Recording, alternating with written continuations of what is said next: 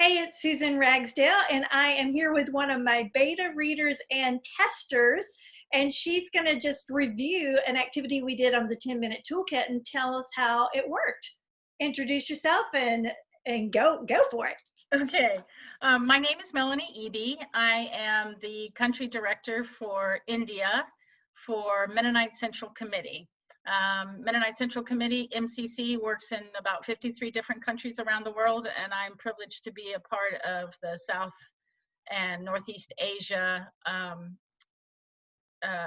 area. And so we had an area leadership team meeting by Zoom, of course, last week. And so there were reps from Nepal, Afghanistan, Bangladesh, Laos, Vietnam, Thailand, and India.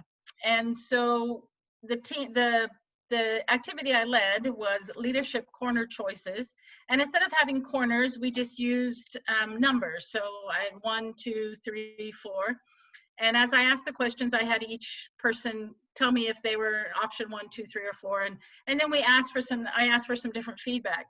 And what I found interesting was that we all have our own ideas of, like the first one asks what kind of, when you're organizing a project, are you a hammer, a broom, a wrench, or a kitchen mixer?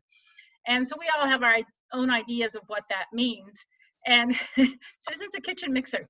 Okay, I think I am too, but I had one person say that he was a hammer. And I'm thinking to myself, oh my goodness, for me, that has a negative connotation, like a hammer, like he's hanging, he's beating things in to people. But his interpretation was that he was a tool, that he was helping to build something. And so when he's organizing a project, he wants to be a tool to help in the building of the project. So I thought that was really great, because that's not something I would have thought because of my own connotation of what hammer means. So the next one is asking about describing yourself as a leader, a cruise ship, a hot air balloon, a bicycle, a train. And so again, we all have our own interpretations of that, but there were some interesting reflections about how someone was a bicycle and not a train, because a bicycle you can walk along beside. It's simple. It's you can bring people. It's something that, especially in our context where we work with usually underprivileged and under-resourced people, bicycles are a very useful tool. And so as a bicycle, she was like, I'm coming alongside. I can work with somebody. I'm helping people. I can put somebody on the back if I need to, but we're going to walk along together. And somebody else was like, no, I'm a train, because we got to get to our destination. We're on the tracks. Nothing's going to stop us. And another person was, I'm a hot air balloon. I'm overseeing, I'm looking. And of course, I was a cruise ship, because I'm like, you got to party while you're having a good time and going along together. So, but Well, those are interesting. I like the bicycle too, because I think as you were talking, like it's slow moving and gentle. And so Yeah, quiet leadership is part of what yeah, came to mind as I listened to the answer there. yeah, for sure, for sure. And then we went along to decision making. Are you a hawk, dog, ant, or giraffe? And I used to live in Africa, so I remember seeing giraffes, and they're kind of funky looking animals. I mean, these really long legs and, really tall necks. And one of the things that somebody said was that they were a giraffe because they had like the high view, so they could look at things, but that they were very stable because there were 4 long legs and very stable. And I thought, oh my goodness, that's so true, because if a giraffe comes to a watering hole, because their necks are so long, they have to spread their legs out. And if you've ever used a tripod, you know how you have to spread the legs out to make it firm? And so that's exactly what the giraffe is doing, to have a firm foundation to be able to drink water. And so thinking of decision making is, you've got your head up and you're looking at all the possibilities, but you're really grounded and on a firm foundation. So I thought that was really cool. Yeah, that's nice. And then, the next one that I really liked, I think this is the last one. When it came to communicating with team members, one of the choices is a piece of Swiss cheese. And that always just made me laugh, because I'm always like, my brain is Swiss cheese. It has too many holes in it, right?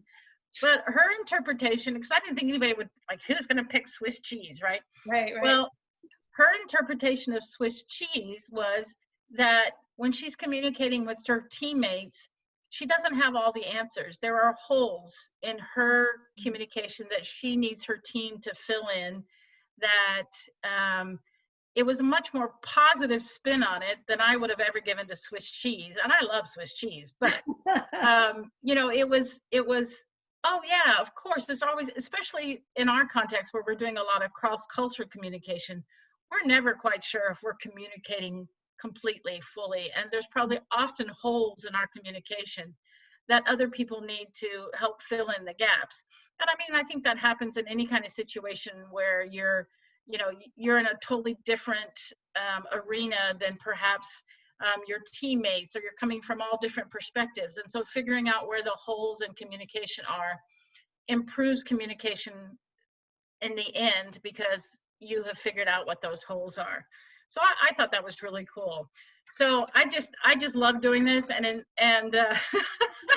and interestingly, several people have passed it on and continued to use it. So Good. let you know that Saylor and Ragsdale are alive and well in Southeast Asia MCC circles. Yay! Well, that makes me happy to hear that it's been tested internationally now.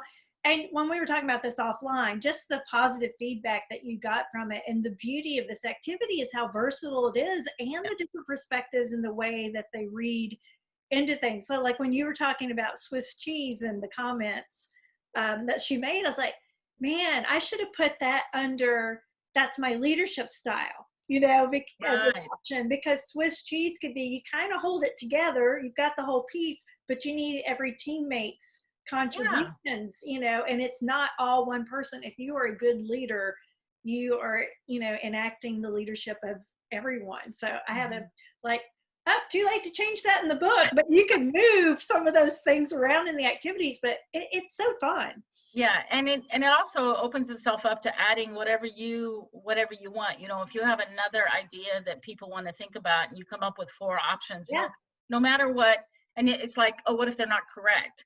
Well, that's your own interpretation. There's no wrong, so there's no wrong answer. Like, throw something out there and see what somebody thinks about it, you know, and it can open your own perspective to new ideas. So I really like this activity. So 2 thumbs up from Melanie and MCC on the activity. Woohoo! So that's fun. I thought it was great. Melanie was telling me all this feedback offline, and I wanted her to share online because she's actually putting it out into the world. Hope you like, subscribe, and tell your friends about the book, Great Group Leaders, and about the activities, and stick with us in the channel so you can get ideas when they come up, and you too can test them out. Thanks, Mel. You're welcome.